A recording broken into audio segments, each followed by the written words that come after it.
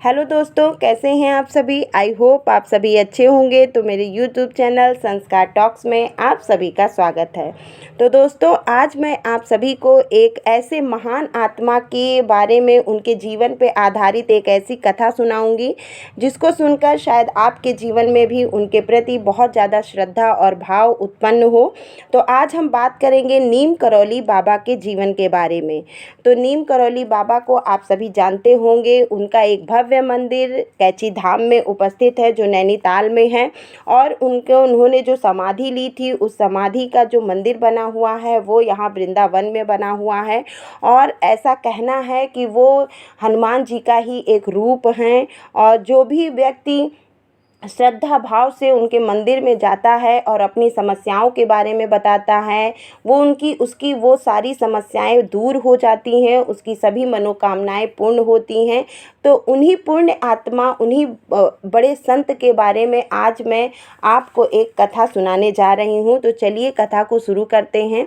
तो एक बार नीम करौली बाबा कहीं जा रहे थे और वो स्टेशन पे पहुँचते हैं, और वहाँ एक ट्रेन खड़ी रहती है और वो उस ट्रेन पे बैठ जाते हैं। और बैठने के बाद वो टिकट नहीं लेते हैं और ट्रेन चल पड़ती है।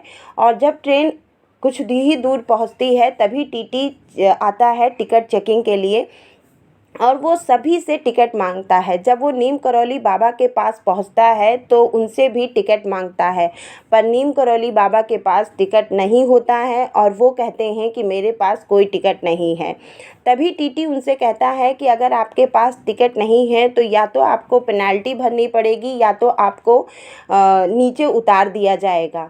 तो नीम करौली बाबा कहते हैं कि मेरे पास पैसे भी नहीं है पेनल्टी भरने के लिए और ना ही टिकट लेने के लिए, तो मैं तो पैसे नहीं भर सकता हूँ। तो टीटी कहता है कि तो ठीक है। जैसे ही अगला स्टेशन आता है और नीम करौली बाबा को वहीं उतार दिया जाता है, वो उतर जाते हैं, और दोबारा से जब ट्रेन चलने के लिए ड्राइवर स्टार्ट करता है तो ट्रेन स्टार्ट नहीं होती है। तभी वहाँ मैकेनिक बुलाए जाते हैं और ट्रेन को देखते हैं। ट्रेन कहीं से कोई ख़राबी नहीं होती है ट्रेन में।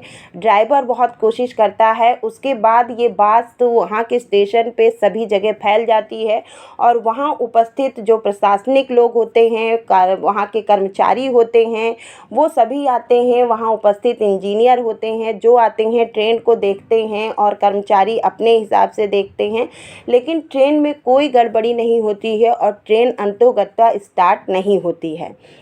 तभी ये बात फैलती है कि जब से उन बाबा को नीचे उतार दिया गया है तभी से ट्रेन स्टार्ट नहीं होती है। यह बात वहाँ के बड़े अधिकारी को पता चलती है, ड्राइवर को पता चलती है, और उस टीटी को बुलाते हैं और उस बाबा के पास ले जाते हैं। जब जाते हैं सभी लोग और उन नीम करौली बाबा से निवेदन करते हैं कि चलिए आप ट्रेन में बैठ जाइए, हो सकता है कि आपके बैठने से ही ट्रेन स्टार्ट हो जाए। तो वो बाबा कहते हैं नहीं, मैं नहीं बैठूंगा। लेकिन सबके रिक्वेस्ट पे बाबा कहते हैं कि मेरी 2 शर्तें हैं। जब आप मेरी दोनों शर्तों को मान लेंगे तो मैं ज़रूर उस ट्रेन में बैठ जाऊंगा। तो वहाँ के जो अधिकारी होते हैं वो कहते हैं बताइए क्या है आपकी शर्तें। तो बाबा कहते हैं कि पहली शर्त तो मेरी ये है कि ये जो स्टेशन है इसका नाम आप रखेंगे नीम करौली धाम, मतलब नीम करौली स्टेशन। तो वो बात भी वहाँ के अधिकारी मान लेते हैं। और उसके बाद में वो कहते हैं कि जब भी किसी ट्रेन में कोई संत सवार हो, कोई महान आत्मा सवार हो, कोई गरीब सवार हो, तो आप उससे प्रेम से बात करें। आप उससे इस तरीके से बात ना करें, कोमलता से बात करें, आप उससे कठोरता से बात ना करें। उस बात को भी वहाँ के उपस्थित अधिकारी मान लेते हैं, और इसी प्रकार फिर बाबा जाते हैं और उस ट्रेन में बैठ जाते हैं, और उनके बैठते ही ट्रेन स्टार्ट हो जाती है। यही है उनकी एक कथा, छोटी सी कथा। इससे आप बहुत कुछ सीख सकते हैं। ऐसे ही उनके जीवन पे आधारित लाखों कथाएं हैं, लाखों भक्त हैं, और बड़े बड़े भक्त, बड़े बड़े बिजनेसमैन, नेता, अभिनेता उनके भक्त हैं। फेसबुक के जो सबसे बड़े मालिक हैं वो उनके भक्त हैं। एप्पल के जो सबसे बड़े मालिक हैं वो कैची धाम जाके उनके दर्शन करके आए हैं।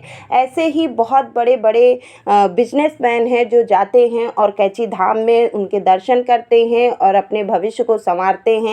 तो आप देख सकते हैं कि किस प्रकार फेसबुक, एप्पल और बहुत सारी बड़ी बड़ी कंपनियों के जो मालिक हैं वो गए हैं कैंची धाम में, उन्होंने उस मंदिर में उनका दर्शन किया है और आज वो कंपनियां कहां से कहां पहुंच चुकी हैं।